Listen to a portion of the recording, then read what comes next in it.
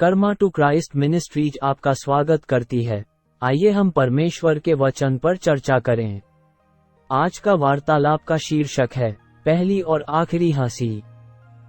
आज के बाइबल छंद हैं उत्पत्ति अध्याय 12 छंद 2। और मैं तुझसे एक बड़ी जाति बनाऊंगा और तुझे आशीष दूंगा और तेरा नाम बड़ा करूंगा और तू आशीष का मूल होगा। तथा उत्पत्ति अध्याय 18 पद 13 और 14। तब यहोवा ने इब्राहिम से कहा, सारा ये कहकर क्यों हंसी कि क्या मेरे जो ऐसी बुधिया हो गई हूँ सचमुच एक पुत्र उत्पन्न होगा? क्या यहोवा के लिए कोई काम कठिन है? नियत समय में अर्थात वसंत ऋतु में मैं तेरे पास फिर आऊंगा और सारा के पुत्र उत्पन्न होगा। तथा उत्पत्ति अध्याय 21 पद 2 और 3 और 6। सो सारा को इब्राहिम से गर्भवती होकर उसके बुढ़ापे में उसी नियुक्त समय पर जो परमेश्वर ने उससे ठहराया था एक पुत्र उत्पन्न हुआ।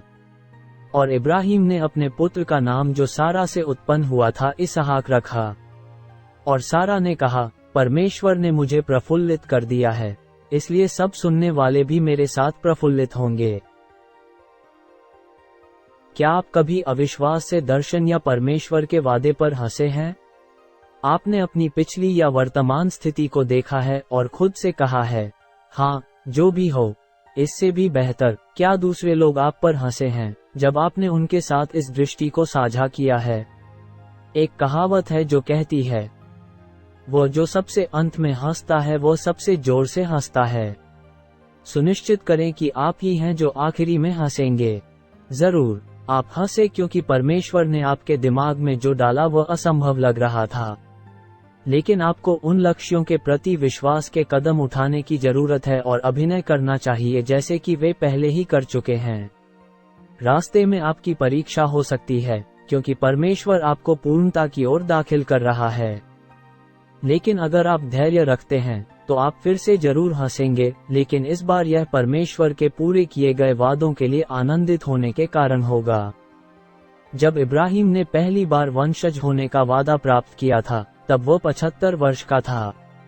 दूसरी बार जब उसे उत्तराधिकारी होने के बारे में बताया गया तो वह 99 वर्ष का था और उसकी पत्नी सारा, जिसका गर्भ कार्यात्मक होने से परे था, 89 वर्ष की थी।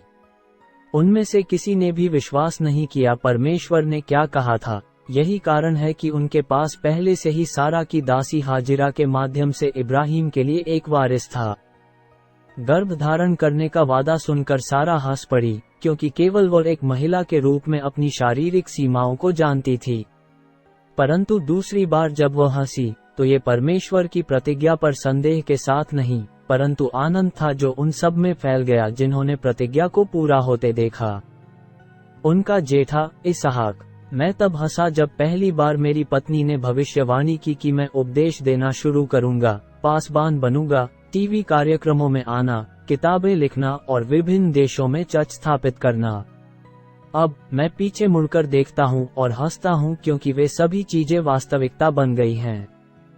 याद रखें कि यदि यीशु ने आपको कोई इच्छा, दृष्टि या लक्ष्य दिया है तो वह सुनिश्चित करेगा कि आपके पास इसे पूरा करने के लिए उपकरण और संसाधन हैं।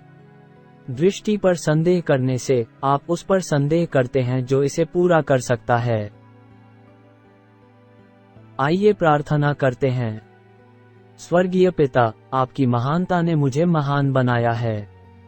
तूने मुझे राष्ट्रों का मुखिया बनाया है। आप परमेश्वर हैं जो लोगों को मेरे अधीन करते हैं। धन्यवाद पिता कि आपके वादे सच हैं और हम निश्चिंत हो सकते हैं कि वे पूरे होंगे। आपका धन्यवाद कि भले ही हम आपकी बातों पर पूरी तरह से विश्वास न करें, फिर भी आप उन वादों को पूरा करेंगे। अपनी सामर्थ और प्रदान करने की क्षमता के बजाय हमारी स्थिति और सीमाओं को देखने के लिए हमें क्षमा करें। आपने हमें सपने और दर्शन में जो कुछ भी दिखाया है और उसे करने की आपकी क्षमता पर संदेह किया है, उसके लिए हमें हमेशा के लिए हंसने के लिए क्षमा करें। हम घोषणा करते हैं कि हम एक बार फिर हंसेंगे क्योंकि हम असंभव चीजों को होते हुए देखेंगे। हम घोषणा करते हैं कि हर कोई इसे देखेगा और हमारे साथ आनंदित होगा कि आप उन लोगों के प्रति विश्वास योग्य हैं जो अपने वादों पर कायम हैं। हम यीशु के सामर्थी नाम से मांगते हैं। आमीन।